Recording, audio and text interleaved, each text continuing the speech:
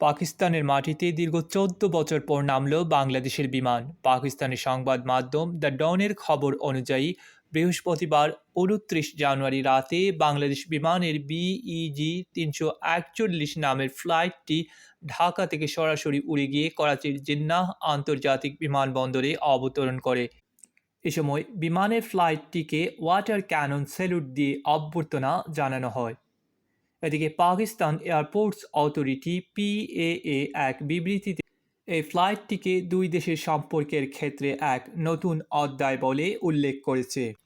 Flight radar 24-এর তথ্য বলছে বিমানের বিইজি ৩৪১ ফ্লাইটটি ঢাকা সময় বৃহস্পতিবার হজরত শাহজালাল আন্তর্জাতিক বিমানবন্দর থেকে রাত ৮টা ১৫ মিনিটে উড়াল দেয়। পাকিস্তান সময় রাত ১১টা ৩ মিনিটে করাচিতে অবতরণ করে। এর আগে চলতি মাসের শুরুর দিকে জানানো হয়েছিল বাংলাদেশ ও পাকিস্তানের মধ্যে সরাসরি বিমান চলাচল শুরু হওয়ার কথা।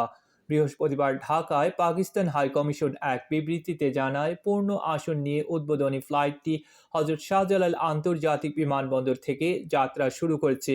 বাংলাদেশ বেসামরিক বিমান চলাচল ও পর্যটন বিষয়ক উপদেষ্টা শেখ বশিরউদ্দিন ঢাকায় পাকিস্তানের হাইকমিশনার ইমরান হায়দার ও অন্য কর্মকর্তারা উদ্বোধনী ফ্লাইটটিকে বিদায় জানান।